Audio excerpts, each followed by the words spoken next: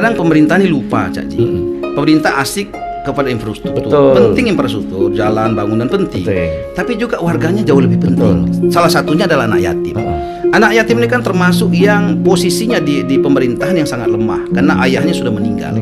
Maka program kita di Kota Bengkulu bukannya APBD itu dianggarkan ngasih anak yatim, menurut saya itu kurang pas. Kenapa? Karena tidak ada semestrinya, nggak ada. Yang dibutuhkan anak yatim itu bukan hanya uang, tapi perhatian, kasih sayang, kan gitu loh. Dia merasa bahwasanya ada orang yang care kepada dia. Maka program kita itu Gerakan Peduli Yatim. Mulai dari wali kota sampai eselon 4 wajib hukumnya mengangkat anak yatim. Awalnya wali kota 10, wakil 8, sekda sekian, kita bagi habis. Eselon 4 1 orang. Nah, ribuan anak yatim terangkat. Dan anak yatim ini tidak kemudian pilih-pilih agama. Salah satu anak angkat saya itu Gloria namanya, anak disabilitas Katolik. Bapaknya dulu pendeta.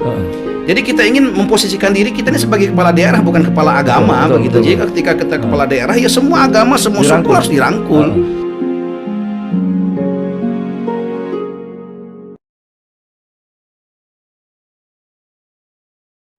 Kalau kau anak-anak berisik, memang begitulah kodratnya. Harusnya kita berpikir bagaimana anak-anak tidak berisik, bukan dengan cara dimarahi, tapi dibuat program-program.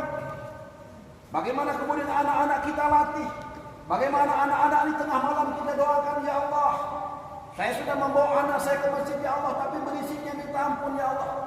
Ya Allah, tolong ya Allah, berikan hidayah kepada doa dan nangis. Bapak ibu sekalian, bagaimana masjid ini betul-betul menjadi tempat yang menyenangkan bagi semuanya. Ibu-ibu senang di masjid, anak-anak senang di masjid, bapak-bapak senang di masjid. Maka masjid, hadirin sekalian, harus kita jadikan tempat yang paling menyenangkan di bumi. Kalau orang senang ada makanan di masjid, maka disediakan makanan di masjid. Kalau orang senang ada minuman di masjid, sediakan minum di masjid. Ini alhamdulillah masjid ini luar biasa. Makanan ada, kulkas ada, dapur ada, sudah luar biasa. Terasa suasana. Banyak di masjid lain, masya Allah, dilarang makan, dilarang tidur, dilarang minum. Siapa yang betah dengan masjid begitu? WC-nya banyak nyamuknya. Hadirin sekalian, kalau di sini masya Allah WC-nya bagus, dapurnya ada, kipasnya luar biasa ada. Hadirin sekalian, maka kita bersyukur ini pengurus masjid sudah berjuang luar biasa. Dan hadirin sekalian, kita ini ketika ada tamu datang ke masjid ini berarti dia adalah tamu Allah. Jangan kita memposisikan diri sebagai pemilik masjid, salah. Kita ini ketika ditunjuk sebagai pengurus, kita ini mengurus rumah Allah.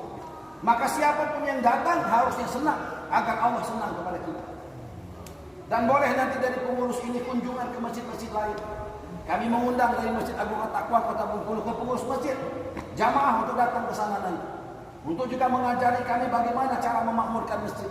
Sehingga mudah-mudahan nanti ilmu dari sini bisa ditularkan di Kota Bengkulu. Begitupun kalau di Kota Bengkulu ada kebaikan bisa dibawa ke sini.